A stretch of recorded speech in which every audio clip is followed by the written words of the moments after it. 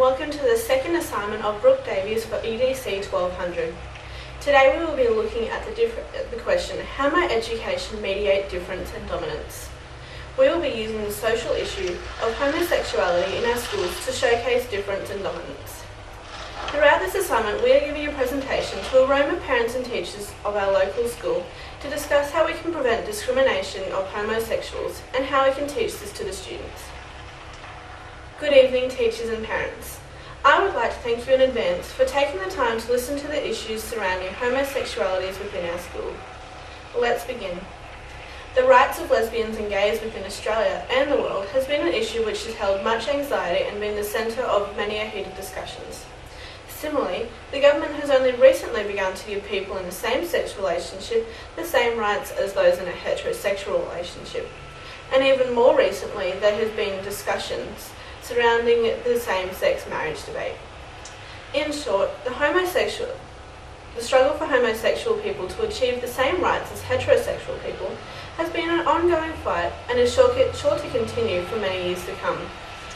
The Queensland Government Anti-Discrimination Act 1991 states that it is unlawful to discriminate against a person because of their actual or presumed sexuality, gender or identity or intersex status in public life. Public life includes when you are at work, school, educational institution, obtaining goods or service, buying or selling real estate, renting premises, obtaining membership of clubs, or dealing with state and local government. The clear word in that statement is school. If the struggle for adult homosexuals is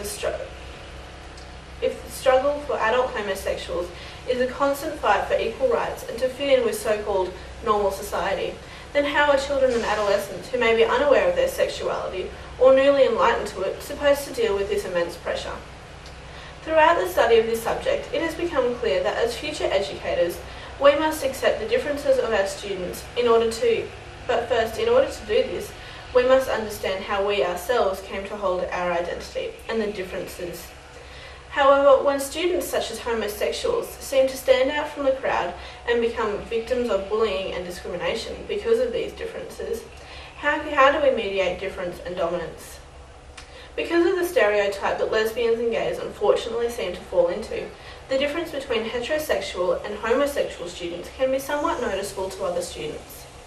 The struggle then for children and adolescents who are homosexual is to begin to understand their identity and how they came to hold that identity. As we have discussed, the struggle for homosexual students to coexist in a society where heterosexuality is the norm can be immense. As a teacher in this society, we must educate our students not only the differences of our students, but that difference is an acceptable part of the life and no one identity should be domineering within it. To teach our students to become comfortable with their own identity and others' identity,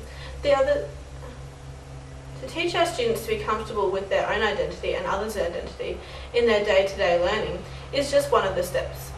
The other step is to form a lesson which teaches students of how to overcome their stereotypes and treat all people equally, despite of their differences.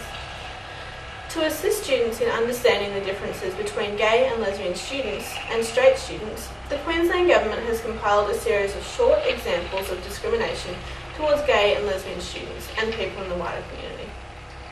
By allowing students to decide if the example is discrimination or not, the learning can take place. One example of these statements is, Tom, who attends the local high school, is gay. The school formal is coming up and he would like to invite his male partner to attend. The teacher organising the function has told him that he is not allowed to bring his partner and he must only invite a girl to the formal. Is this discrimination? Of course the answer is yes. This is discrimination. As well as this, we can teach about all kinds of different people from different kinds of races, classes and genders. It is important for each and every student to feel accepted within their community, and to do this, each student must feel comfortable with their own and others' identity. To feel accepted is one of the fundamentals of being able to learn. Linda Albert states that to learn, each child must feel capable of being heard in the class, connected to other students, and able to contribute to the class.